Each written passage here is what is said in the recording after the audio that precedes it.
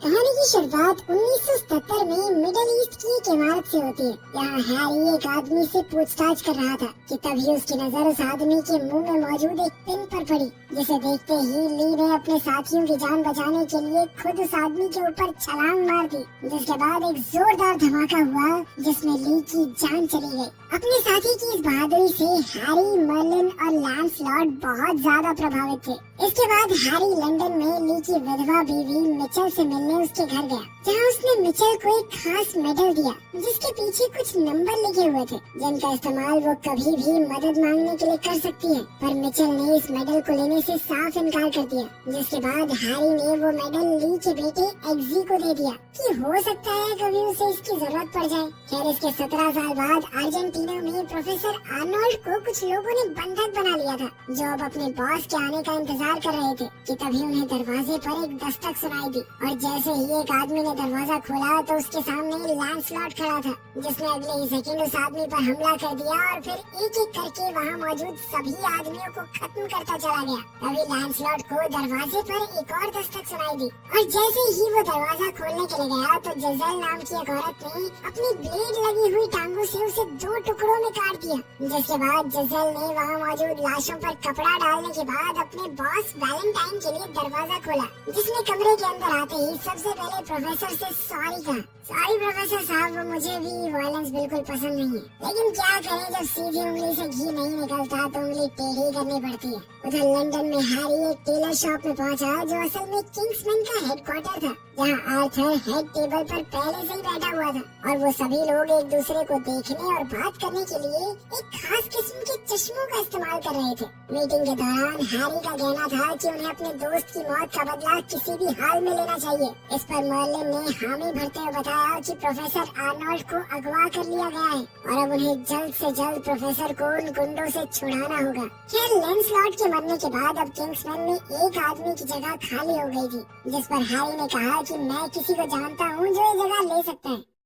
उधर अब तक एग्जी भी काफी बड़ा हो चुका था, और अब वो अपनी माँ मिचेल और उसके नए पति डीन के साथ एक छोटे से घर में रहता था। लेकिन डीन और एग्जी का रिश्ता कुछ खास अच्छा नहीं था, और उन दोनों में अक्सर बहस चलती रहती। हर बार की तरह डीन से बहस करने के बाद एग्जी अपने दोस्तों के साथ शराब पीने के लिए एक बार में पहुंचा, लेकिन इस बार डीन ने अपने एक दोस्त रॉटवाइलर और दूसरे साथियों को एग्जी को पीटने के लिए कहा, जिसके बाद रॉटवाइलर और उसके साथियों ने एग्जी को परेशान करना शुरू कर दिया। पर इस बहस के बीच एग्जी ने किसी तरह से रॉटवाइलर की गाड़ी की चाबी उठा ली, जिसके बाद उसने बाहर जाते ही उसकी गाड़ी को पागलों की तरह घुमाना शुरू कर दिया। और जैसे ही रॉटवाइलर को इसके बारे में पता चला तो उसने डीन को खबर देने के लिए तुरंत ही उसे फोन किया, और तब तक पुलिस ने भी एग्जी का पीछा करना शुरू कर दिया था, जिनसे बचने के चक्कर में एग्जी गाड़ी को रिवर्स गियर में भगा रहा था। लेकिन इसी चक्कर में उसने गलती से गाड़ी को ठोक दिया, लेकिन इसके बावजूद वो रुका नहीं और उसने एक बार फिर भागने की कोशिश की,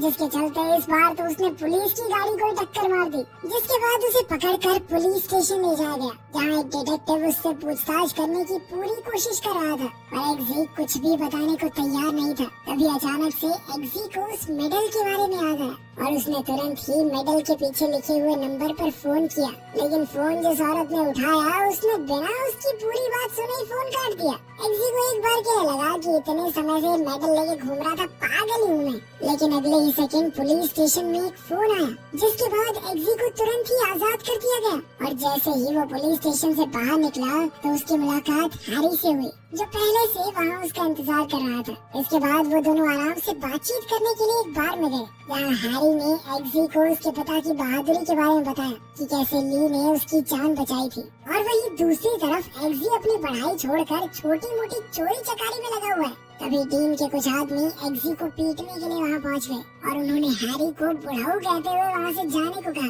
जिसके बाद हैरी तुरंत ही दरवाजे की तरफ बढ़ा, और उसने वहाँ से जाने की बजाय अचानक दरवाजे को लॉक करके उन गुंडों को पीटना शुरू कर दिया, और हैरी के अकेला होने के बावजूद भी वो गुंडे उसके सामने कुछ देर तक भी नहीं टिक पाए। फिर उन सबको पीटने के बाद हैरी ने बारटेंडर की याददाश्त मिटाने के लिए उसके गले में बेहोशी का डांट भी मार दिया, और जैसे ही वो एग्जी की तरफ मुड़ा तो एग्जी ने तुरंत ही कहा कि मैं किसी को कुछ नहीं बताऊंगा, मुझे मत बेहोश करना। जिसे सुनकर हैरी काफी खुश हुआ और उसने जाने से पहले एग्जी को शाबाशी भी दी। उधर न्यूज पर वैलेंटाइन अपनी जिंदगी पर बनी हुई एक फिल्म के बारे में बात कर रहा था और इधर जैसे ही एग्जी वापस अपने घर पहुंचा तो डीन ने उसे बुरी तरह पीटना शुरू कर दिया और अब वो किसी भी हाल में उस बूढ़े आदमी के बारे में जानना चाहता था जिसने उसके आदमियों को पीटा था, लेकिन एग्जी कुछ भी बताने को तैयार नहीं था। वहीं दूसरी तरफ एग्जी की पीठ पर लगी एक माइक के जरिए हैरी सब कुछ सुन रहा था और जब ये बात काफी ज्यादा बढ़ गई तो उसने बीच में आकर डीन को जान से मारने की धमकी देते हुए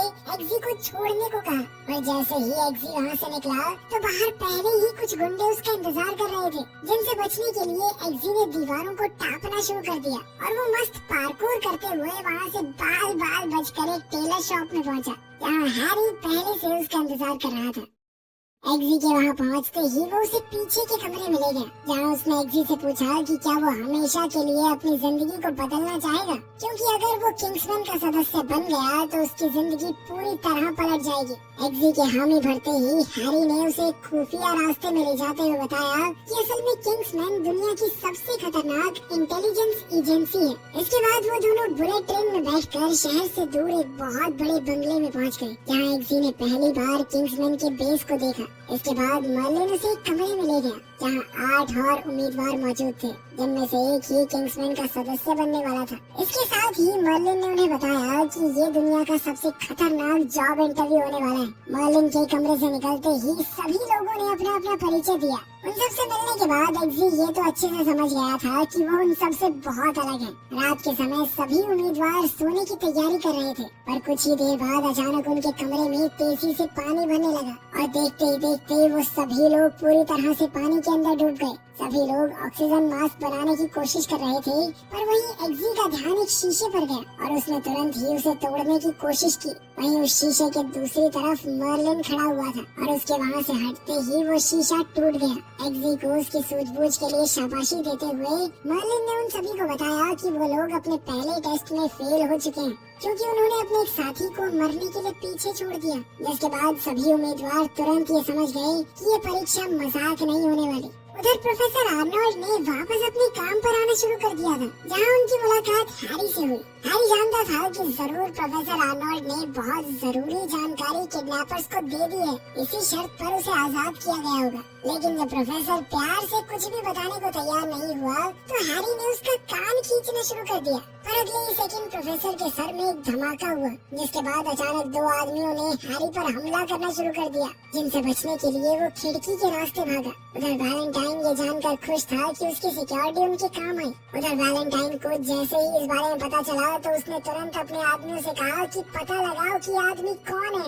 और साथ ही उसने अपने आदमियों से कहा कि उसके खुफिया काम को जल्द से जल्द पूरा करें। उधर मर्लिन ने सभी उम्मीदवारों को बताया कि उन सभी को एक एक पपी अडॉप्ट करना होगा जो पूरी ट्रेनिंग में उनके साथ रहेगा। इधर हैरी अपने ऊपर हुए हमले की वजह से हॉस्पिटल में दाखिल था। खैर जल्द ही एग्जी को पता चला कि हैरी को एक मिशन में बहुत ज्यादा चोट लगी है और वो हॉस्पिटल में भर्ती है। जब एग्जी उससे मिलने के लिए आया तो मर्लिन ने उसे सिर्फ अपनी ट्रेनिंग पर ध्यान देने को कहा, लेकिन ट्रेनिंग भी कुछ खास नहीं चल रही थी क्योंकि एग्जी का पपी बहुत ज्यादा आलसी था। दूसरी तरफ वैलेंटाइन अपनी फैक्ट्री में चिप्स को बनते हुए देख रहा था और वहीं दूसरी ओर हैरी होश में आ गया। अकेडमी में भी सभी उम्मीदवारों की ट्रेनिंग जोरों शोरों से चल रही थी। साथ ही हमें पता चलता है कि वैलेंटाइन बहुत पहुंचा हुआ आदमी है। एक रात वो स्कैंडिनेविया की राजकुमारी के साथ डिनर कर रहा था। यहाँ राजकुमारी का कहना था कि उसका प्लान एकदम बेवकूफी भरा है। वहीं दूसरी तरफ प्राइम मिनिस्टर को वैलेंटाइन का प्लान बहुत ज्यादा पसंद है। वैलेंटाइन की बात को काट कर राजकुमारी जैसे ही वहाँ से निकली तो उसके ऊपर हमला हो गया, जिससे बचना उसके लिए नामुमकिन था। वहीं दूसरी तरफ प्राइम मिनिस्टर ने अपनी कान के पास चिप डलवा ली, जिसके बाद वैलेंटाइन ने उसे प्रोजेक्ट का हिस्सा बनने के लिए मुबारकबाद दी। इधर हैरी अब पूरी तरह से ठीक हो गया था और उसने एग्जी को टॉप 6 में पहुंचने के लिए बधाई दी। तभी मर्लिन ने उन्हें एक वीडियो दिखाते हुए बताया कि असल में प्रोफेसर की मौत एक इम्प्लांटेड चिप से हुई थी जो वैलेंटाइन ने उसके कान के पास लगाई थी। और ये बात सुनते ही एग्जी ने उन दोनों को एक खबर के बारे में बताया जो उसने कुछ दिन पहले टीवी पर देखी थी। असल में वैलेंटाइन पूरी दुनिया में अपने सिम फ्री में बांट रहा था, जिनके अंदर फ्री इंटरनेट चलेगा। वैलेंटाइन का पता नहीं, हमें तो अंबानी ने बांटे थे। ये खबर सुनने के बाद अब हैरी एक बार वैलेंटाइन से मिलना चाहता था, जिसकी जिम्मेदारी मर्लिन को दी गई। खैर अगले दिन टॉप 6 कंटेस्टेंट्स का एक काफी खतरनाक टेस्ट था, जिसमें उन सभी को आसमान से कूद कर एक पर्टिकुलर टारगेट पर लैंड होना था, और ये सब कुछ उन्हें रेडार से बचते हुए करना होगा। इशारा मिलते ही वो सभी लोग बिना कुछ सोचे कूद गए, और रॉक्सी एक बार के लिए घबरा गई, लेकिन इसके बावजूद उसने एग्जी को फॉलो करने का फैसला किया। आसमान के बीचों बीच मर्लिन ने उन्हें बताया कि उनमें से एक के बैग में पैराशूट है ही नहीं,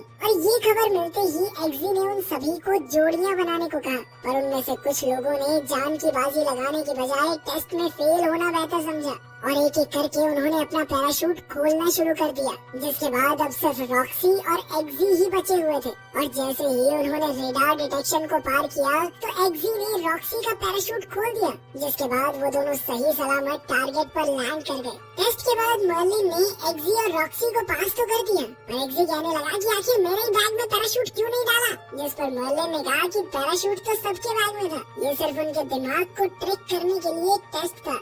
उस रात हैरी वैलेंटाइन के एक चैरिटी इवेंट में पहुंचा, जहां जाकर उसे पता चला कि हैरी ने इतनी बड़ी डोनेशन कर दी थी कि वैलेंटाइन ने पूरी पार्टी कैंसिल कर दी, और वो उसे लेकर एक खास कमरे में पहुंचा, जिसके बाद जिसेल उन दोनों के लिए खाना लेकर आई, जिसे खाते हुए हैरी ने वैलेंटाइन से थोड़ी बातचीत की। लेकिन तभी अचानक वैलेंटाइन ने उससे पूछा कि तुमने जासूस मूवीज देखी है क्या? और इस सवाल के बाद वो दोनों ऐसे बात करने लगे मानो एक दूसरे की असलियत के बारे में जानते हो। हैरी को अलविदा कहने के बाद जब जिसेल ने वैलेंटाइन से पूछा कि तुमने इसे जाने क्यों दिया, तो वैलेंटाइन ने बताया कि मैंने इसकी ड्रिंक में एक माइक्रो नैनो चिप डाल दी थी। उधर हैरी को भी वैलेंटाइन के एक चर्च ग्रुप से जुड़े होने की खबर मिली। इधर वैलेंटाइन एक बार फिर से स्कैंडिनेवियन राजकुमारी से मिला, जो अब भी उसकी शर्तों को मानने से साफ इनकार कर रही थी। साथ ही वैलेंटाइन ने उस जगह पर कई और फेमस लोगों को भी कैद किया हुआ था। वहीं दूसरी ओर वैलेंटाइन के फ्री सिम्स के लिए दुकानों पर भीड़ लग गई थी। खैर उधर किंग्समैन के हेडक्वार्टर्स में मर्लिन ने तीनों उम्मीदवारों को उनके टारगेट्स की फोटो दी,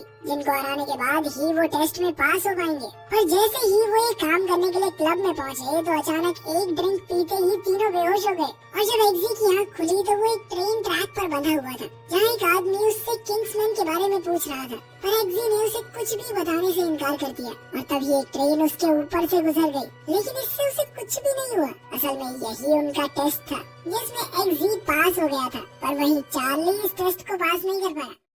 उधर वैलेंटाइन का मेन प्रोजेक्ट भी टेस्टिंग स्टेज पर पहुंच गया था। एग्जी की कमाल की परफॉर्मेंस के बाद हैरी उसे एक टेलर शॉप में लेकर गया, क्योंकि वो एग्जी को एक बुलेट प्रूफ सूट गिफ्ट करना चाहता था। लेकिन वो उसे कमरा नंबर 3 में लेकर गया, जहां अलग अलग तरह के हथियार पड़े हुए थे। और जब वो लोग वहां से बाहर निकल रहे थे तो उनकी मुलाकात वैलेंटाइन से हुई, जो अपने लिए एक सूट सिलवाने वहां आया हुआ था। और हैरी से बात करने के बाद वो चुपचाप वहां से चला गया, और इसी दौरान हैरी ने उसके शरीर पर एक बहुत छोटा सा माइक लगा दिया। इसके बाद एग्जी की मुलाकात आर्थर से हुई, जिसने उसे गन पकड़ाते हुए अपने पति को गोली मारने को कहा, और उधर मर्लिन ने भी रॉक्सी को ऐसा ही करने को कहा। एग्जी ने उस कुत्ते पर बंदूक तो तानी, पर उसने गोली चलाने से इनकार करते हुए अपनी बंदूक आर्थर को पकड़ा दी, और तभी उन्हें रॉक्सी के कमरे से गोली की आवाज सुनाई दी, जिसके बाद आर्थर ने एग्जी को वापस अपने घर जाने को कहा, और इधर रॉक्सी को लैंसलॉट के नाम से भर्ती कर लिया गया। घर पहुंचने के बाद एग्जी किसी भी हाल में अपनी पुरानी जिंदगी में वापस नहीं जाना चाहता था, और तभी उसकी मुलाकात अपनी माँ से हुई, जिनकी आँख के पास एक चोट का निशान था, और अब एग्जी ये और नहीं झेलने वाला था, और इसीलिए वो डीन से सीधे तौर पर लड़ने पहुंचा। पर जैसे ही डीन ने अपने आदमियों को अंदर भेजा, तभी अचानक एग्जी की गाड़ी अपने आप चलकर हैरी के पास चली आई। हैरी ने एग्जी को ट्रिगर न दबाने के लिए काफी देर तक डांटा, लेकिन फिर बाद में बताया कि ये भी आखिरी टेस्ट था। इन सभी टेस्ट्स के दौरान जितने भी लोगों की जान गई थी वो असल में मरे नहीं थे, असल में वो सभी लोग जिंदा थे। तभी मर्लिन ने हैरी के साथ संपर्क करते हुए उसे वैलेंटाइन की बातें सुनाई, जहाँ वो किसी को बता रहा था कि अब उनके सिम पूरी दुनिया में फैल चुके हैं, और अगर उनके चर्च ट्रायल सही रहे तो वो लोग प्लान को लॉन्च कर देंगे। ये बात सुनते ही हैरी तुरंत उस चर्च ग्रुप को चेक करने निकल गया, गया जिसके बारे में उसे पता चला था। वहाँ बैस्टर जोर जोर से चिल्लाकर अमेरिकी सरकार के लिए अपनी नफरत बयां कर रहा था और तभी वैलेंटाइन ने 1000 फीट दूर बैठकर अपने सिम्स के जरिए प्रोग्राम लॉन्च कर दिया, जिसके तुरंत बाद एक औरत ने हैरी पर चिल्लाना शुरू कर दिया और हैरी ने भी तुरंत उसे गोली मार दी। इसके बाद चर्च के अंदर एक युद्ध शुरू हो गया जहाँ लोग हैरी को मारना चाह रहे थे, पर ये इतना आसान नहीं था और हैरी एक जंगली जानवर की तरह सबको मार रहा था। मर्लिन चाहकर भी उसे रोक नहीं पाया और वहीं वैलेंटाइन किसी भी हाल में हैरी को खत्म करना चाहता था। लेकिन इस सब के बावजूद भी हैरी उस चर्च से जिंदा बाहर निकलने वाला इकलौता इंसान बना। ये देखकर एग्जी और मर्लिन दोनों ही हैरान थे। जैसे ही हैरी चर्च से बाहर निकला तो उसका स्वागत वैलेंटाइन ने अपने 2 गनर्स के साथ किया, जहाँ उसने बताया कि असल में उसके सिम लोगों के अंदर गुस्सा ट्रिगर करते हैं, जिसके जरिए वो चारों तरफ तबाही मचा सकता है। इसके बाद वैलेंटाइन ने दोबारा से जासूसों वाली मूवीज के बारे में बात करना शुरू कर दिया कि कैसे जासूस आखिर में हमेशा जिंदा बच जाता है, लेकिन इस बार ऐसा नहीं होगा और अगले ही सेकंड उसने हैरी को गोली मार दी। किसी को भी इस बात पर विश्वास नहीं हो रहा था। वहीं हेडक्वार्टर्स में मर्लिन और एग्जी दोनों हैरी की मौत से बहुत ज्यादा दुखी थे। एग्जी को अभी भी हैरी की आवाज सुनाई दे रही थी और इसीलिए वो आर्थर से मिलने के लिए पहुंचा। आर्थर ने उसे बताया कि उनके पास अब वैलेंटाइन का बयान आ चुका है, जिसकी मदद से अब पुलिस को पुख्ता सबूत मिल चुका है। यहाँ से आगे की कार्रवाई वो करेंगे। इसके बाद आर्थर ने एग्जी को एक ड्रिंक पीने के लिए बैठाया और इसी दौरान एग्जी की नजर आर्थर के गले पर पड़ी, जहाँ वही चिप इम्प्लांट वाला निशान मौजूद था और ये देखते ही एग्जी ने आर्थर का ध्यान भटका दिया, जिसके बाद उन दोनों ने अपनी ड्रिंक पी।